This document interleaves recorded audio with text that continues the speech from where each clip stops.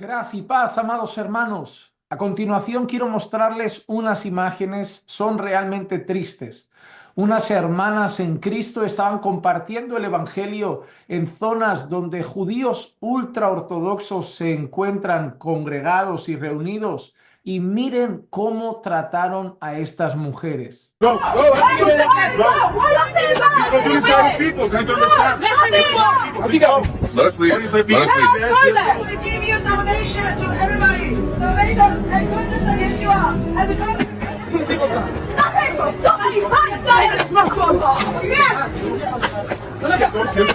Some people get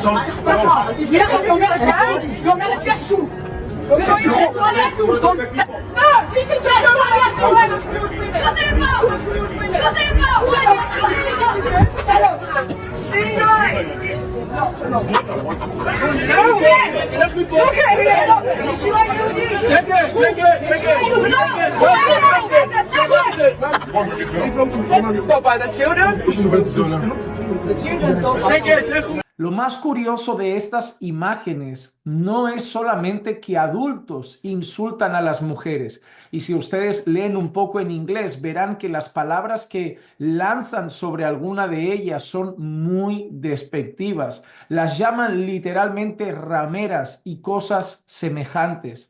Además de eso, lo más preocupante es ver a niños pequeños que les tiran objetos, les tiran piedras, incluso con algo que tienen en las manos las golpean. ¿Y qué estaban haciendo esas mujeres? ¿Estaban vestidas de manera provocativa? No, y además tampoco justificaría esas acciones, ¿no? Nosotros podemos denunciar que algo está mal, podemos decir que algo no es correcto a la luz de la palabra, pero la agresión física no sería justificada nunca. Pero no estaban haciendo eso, no estaban insultándolos, no estaban burlándose de su fe, no estaban ellas haciendo algo de manera violento para que ellos se estuvieran defendiendo, sino que simplemente estaban predicando a Cristo, estaban diciendo que Jesús es el Señor, estaban compartiendo las buenas nuevas de salvación, y esa fue la reacción de esos hombres y esos niños ultra ortodoxos judíos. Ahora, yo quiero hacer un par de comentarios para aclarar algunas cosas, algo que me sirvió sobre todo desde el viaje que hicimos a Israel hace un tiempo. Conocer que Israel está dividido, el pueblo judío está dividido dentro de Israel es algo importante. Cuando tú hablas con personas que dicen yo soy judío, te vas a encontrar diferentes pensamientos. Por un lado, hay personas que dicen yo soy judío únicamente por temas familiares, por temas culturales. Ellos se identifican con ser judíos en el ámbito cultural, familiar, ya sea por un apellido, linaje, tradición, costumbre, origen, nada más, pero no practican la religión. Por otro lado, existen algunos judíos que se consideran menos religiosos. Los primeros serían como judíos no practicantes. ¿Saben esos católicos que dicen yo soy católico pero no voy a la iglesia, no leo la Biblia, no rezo, no hago nada, pero nací católico, moriré católico, de familia católica? Pues por un lado tenemos esos judíos que no son practicantes y que son simplemente judíos por cultura, costumbre y tradición. Por otro lado tenemos los que sí son practicantes pero a su manera. Dentro de todo el contexto judaico, esas personas se consideran libertinas, ellos mismos dicen que son judíos, pero no religiosos, no muy religiosos. Para nosotros sería como los evangélicos tipo Hillsong. ¿Saben estos evangélicos que van a un culto, que se identifican con una fe, pero luego viven unas vidas un tanto alejadas de los principios del libro sagrado que dicen seguir? Pues exactamente lo mismo. Por ejemplo, nuestro guía en Israel era un hombre argentino y él nos decía que era judío, pero no religioso. ¿Y por qué nos dijo eso? Porque siendo judío a mí me chocaron algunas cosas. Trabajaba el día de reposo, comía cerdo y cosas semejantes, ¿no? Entonces yo fui atando cabos y dije yo, qué judío más extraño, hasta que le pregunté a nuestro querido guía, que por cierto me cayó súper bien, y me dijo, es que yo soy judío pero no religioso. Así que dentro de los judíos en Israel tienen también este grupo, judíos y no religiosos.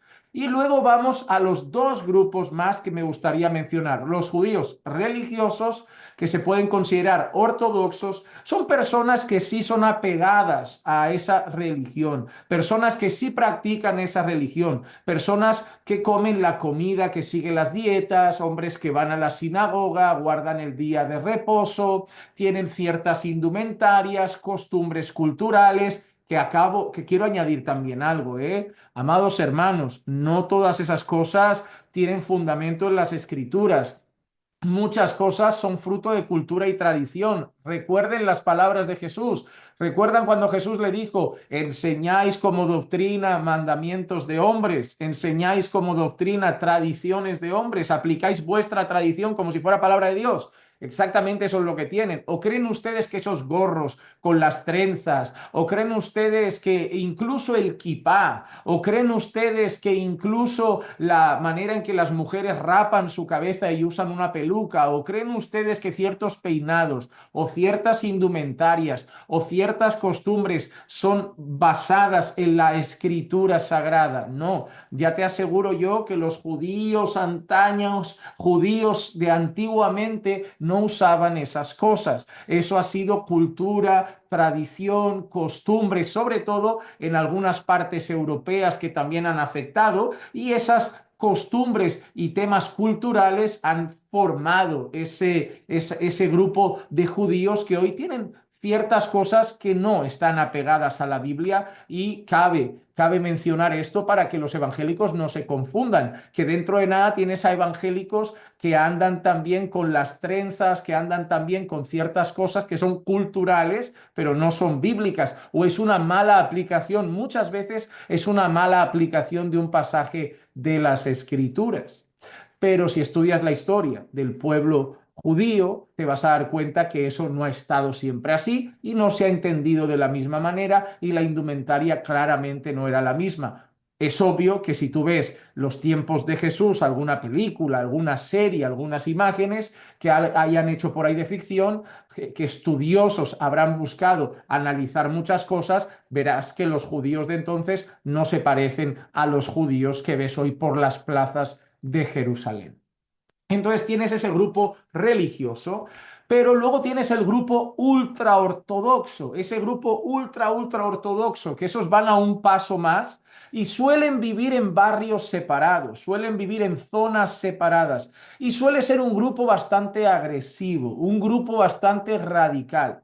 Esos grupos ultraortodoxos se han visto en manifestaciones, se han visto quemando cosas con las que no simpatizan, se han visto pegando a gente, se han visto insultando, se han visto escupiendo, se han visto tirando piedras. Hay ciertos grupos dentro de ellos que son francamente agresivos. Y lo que vemos en estas imágenes es una parte de ese grupo más extremista, más radical, siendo agresivo contra aquellos que profesan cristianismo y contra aquellas mujeres que están diciendo que Jesús es el Señor. ¿Por qué? Porque ellos no creen en Jesús, porque ellos aborrecen el cristianismo, porque ellos aborrecen a los gentiles, porque ellos aborrecen a los que no practican su religión, incluso a los que anuncian la verdad del evangelio, porque ellos consideran que es una mentira que está completamente podrida y distorsionada, hasta el punto de volverse agresivos. ¿Qué quiero decir con esto? En primer lugar, que cuando hablamos de judíos no podemos meter a todos en el mismo paquete. En segundo lugar, que cuando hablamos de persecución se nos olvida que dentro de Israel también cristianos son perseguidos, que cualquier creyente que ose acercarse a un barrio ultra ortodoxo, porque yo sé que algunos me dirán, no, yo he estado en Israel y he estado cómodo, hemos cantado alabanzas, ¿en barrios ultra ortodoxos? Ah, bueno, no eran barrios ultraortodoxos, exactamente. En esos barrios donde tú cantabas alabanzas, en esos barrios donde tú hacías cosas para el Señor, también andan ateos, también pueden fumar algún cigarro inadecuado, vas a ver a niños fumar, vas a ver a gente beber, vas a ver gente con música mundana, y va a valer todo prácticamente en ese barrio, porque no están los ultraortodoxos. Ellos están como en un sitio aparte. Israel los respeta, pero mantiene la distancia porque en su zona las normas son suyas. Incluso su ley es mayor que la de la policía de la región.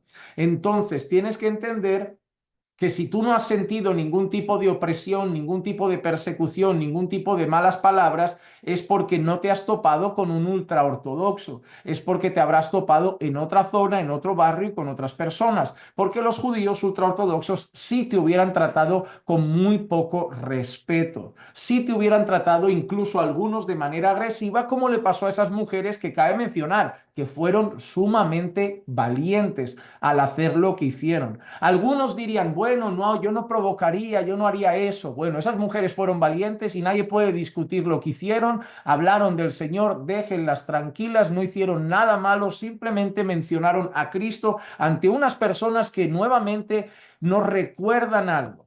Dejen de pensar de una vez por todas que todos los judíos son nuestros hermanos.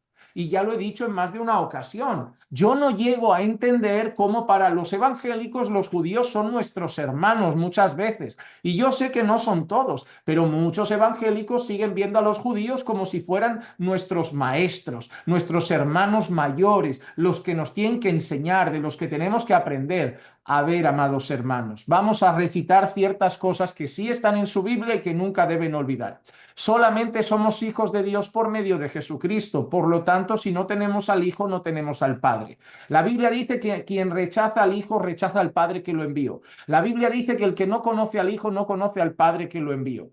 La Biblia dice que el que no reconoce el señorío de Cristo no tiene salvación, que el único camino al Padre es el Hijo y que la única verdad posible es el Hijo. Por lo tanto, fuera de Cristo no hay redención, fuera de Cristo no hay salvación.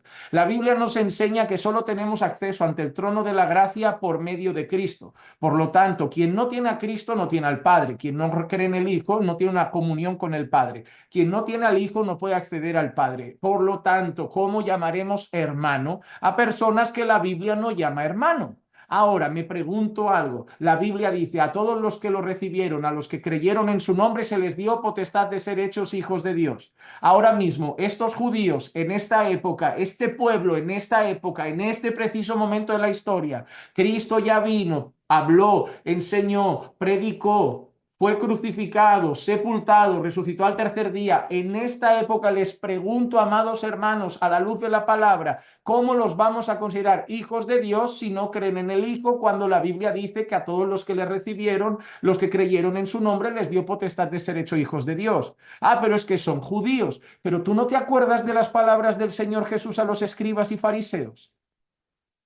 Los escribas y fariseos se presentaron delante de Jesús diciendo, nosotros tenemos a Abraham por padre. Jesús les dice, si Abraham fuese vuestro padre, vosotros no me querríais matar, pero vuestro padre es el diablo. Mira lo que dice Jesús, vuestro padre es el diablo. ¿Por qué? Porque no creen en él, porque buscan su mal, porque lo rechazan. Y por lo tanto Jesús dice, quien busca mi mal, quien me rechaza, quien no cree en mí, su padre es el diablo. No son hijos de Dios. Ahora, si Jesús dice eso, me parece más que evidente.